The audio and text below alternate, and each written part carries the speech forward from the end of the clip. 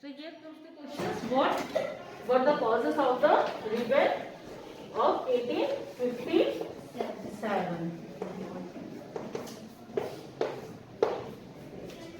So we will discuss here.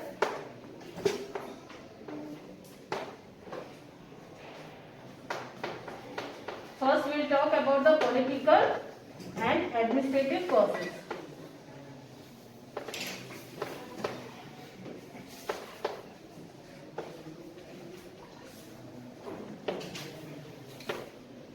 Second, we will see economic causes. And third, socio and religious causes. Okay.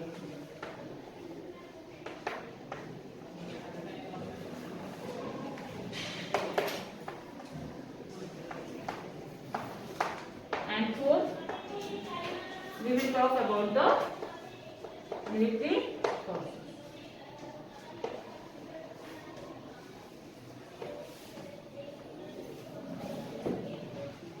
Is this clear?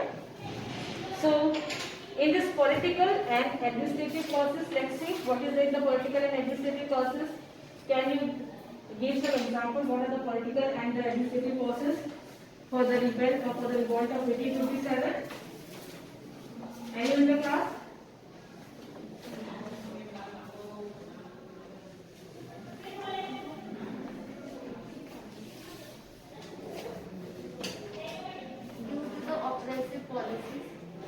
Oppressive policy of Britishers, okay, and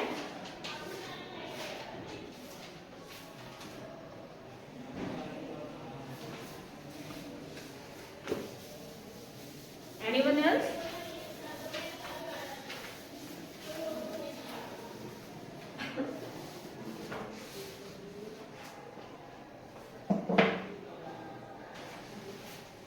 So first we talk about the political causes. Here, first comes the imperialistic policy.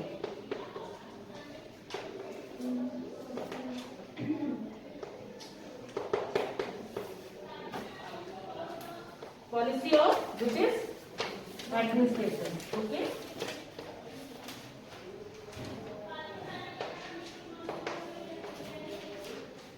So when we talk imperialistic, यानी साम्राज्यवादी नीति. What is the साम्राज्यवादी imperialistic? We will see. Second, we will talk about what?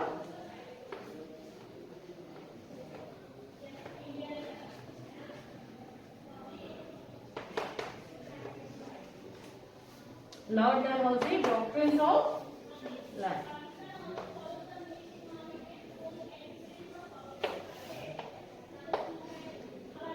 Okay. Third, we will see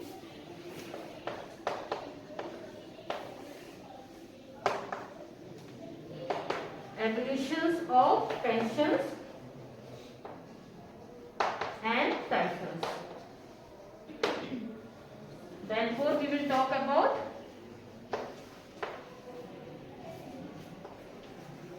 the disrespect to the Mughal emperor.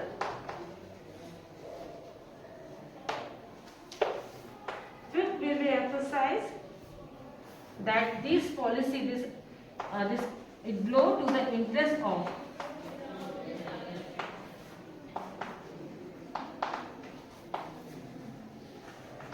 Aristotle.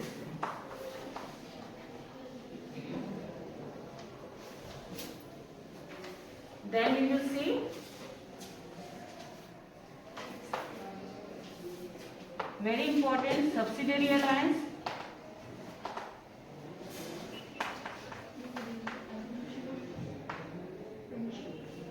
Or you can see the annexation of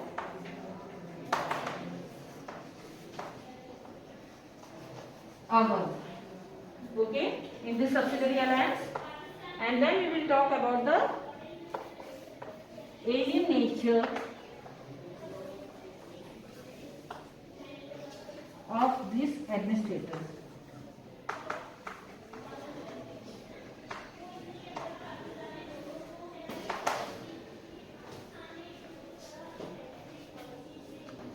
So students, when we talk about this political and administrative causes, political means here, अगर हम इसे कह रहे हैं ये क्या है, राजनीतिक और प्रशासनिक कारक है ना, जिसके कारण क्या हुआ, 1857 का विद्रोह हुआ।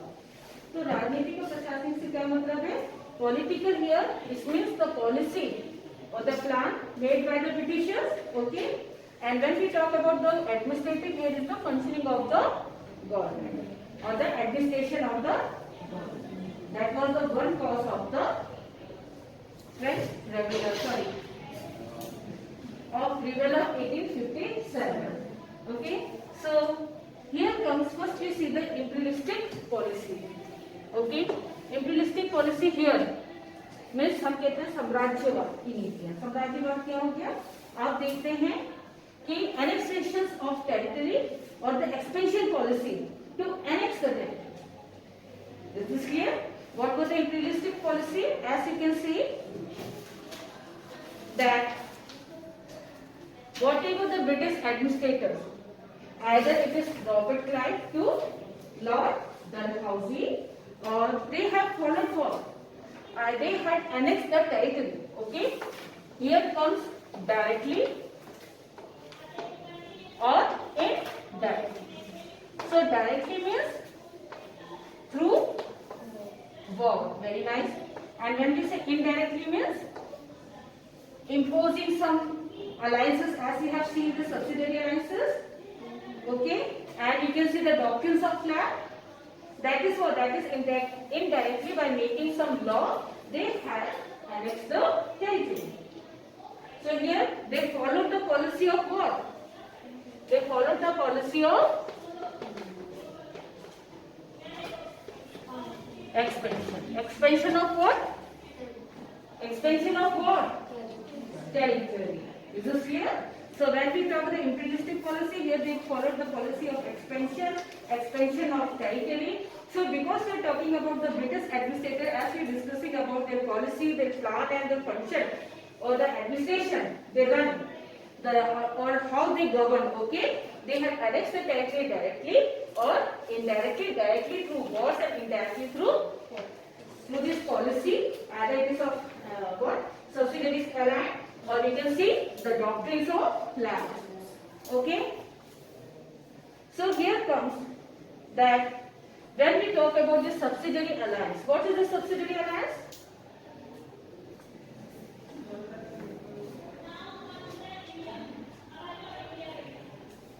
What is the subsidiary alliance?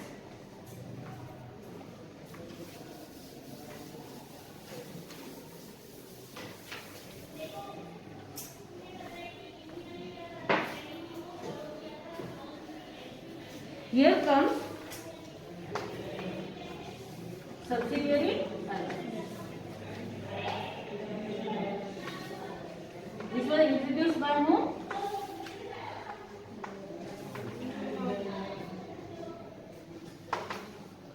Lord Wellesley. Okay. So, what is there in subsidiary alliance? It means the state, they are entering into an alliance with whom? With the Britishers. Okay. So here we say they are the state. Which states? The native states. Okay. They are coming into an agreement. Okay. If we say subsidiary alliance, it means they are coming into what? State. They are coming into an agreement. Okay. So what is there in the agreement when we say subsidiary alliance? Okay. So the state whoever entered into the subsidiary alliance could not, okay, enter into an agreement with the third state. And if we talk about this, if it is a state, if we are talking about particular state, okay, we are talking about what? One particular state. ठीक है, तो अगर इसने subsidiary alliance किया है, इसने agreement किया है इनके साथ, ब्रिटिशर्स के साथ, तो ये किसी और स्टेट के साथ कोई एग्रीमेंट नहीं कर सकता with the other state without the permission of British. And he could, the state could not involve into what? War. Say It has to take permission with the okay. So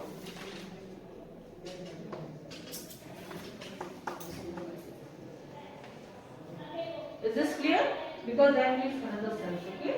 So here comes could not enter into an agreement with or declare war against a third power without the permissions of the British company.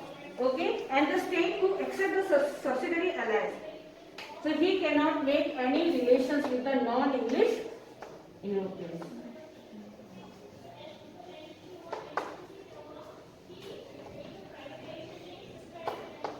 With any non-English European, he can't make any relation with that. Okay, then you can see could not employ any non-European, okay, into their service, this state, okay.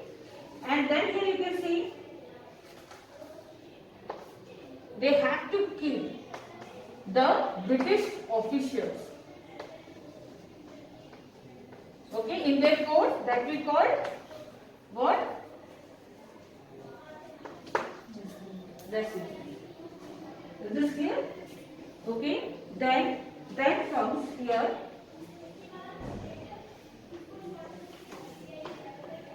British company.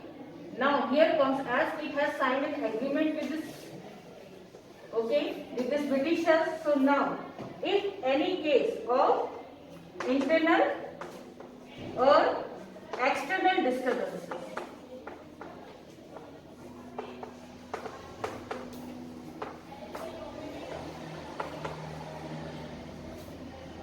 so who will protect them from this internal or external disturbances? इस state में internal disturbances में भी we talk about the rebels, maybe we talk about the riots, है ना, हो सकता है external बाहरी आक्रमण, ठीक है, अगर होगा इस स्टेट में जो स्टेट में क्या क्या है, they have signed a subsidiary alliance, उस स्टेट को प्रोटेक्ट कौन करेगा? Then comes next here, even Britishers, they will keep here, as you can see, residence is there, even the contingent. So what is this contingent? It is the troop or the soldier. और इसका खर्चा कौन वहन करेगा? State. Okay.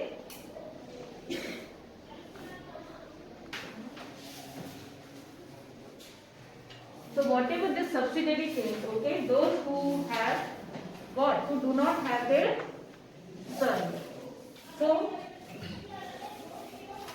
this after that, मतलब अगर किसी का बेटा नहीं है तो उसका क्या करेगा? फिर दो बेटे को अधिकारी बनाएंगे, लेकिन जो जिसने सब्सिडरी साइन कर दी है वो राजा वो नहीं दे सकता था, उसका कोई उत्तराधिकारी, अगर उसका खुद का संतान नहीं है तो कोई बाहर वाला उत्तराधिकारी नहीं दे सकता था, वो राज्य किसके साथ विलय हो जाएगा? ब्रिटिश के साथ.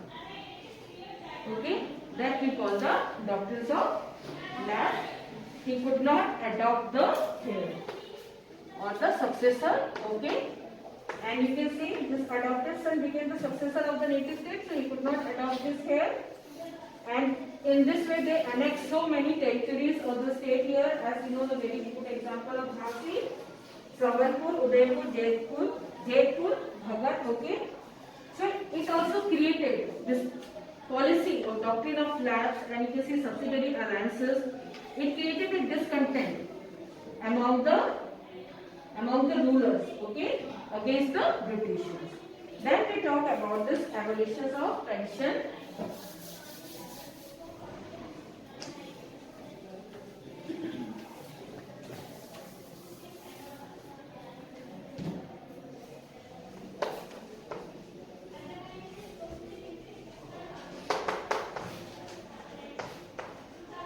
Pension and title. So whom this title was given? The rulers. है कि नहीं है? Indian rulers को title मिलता था. The titles and the pensions. So here you can see who denied this title was the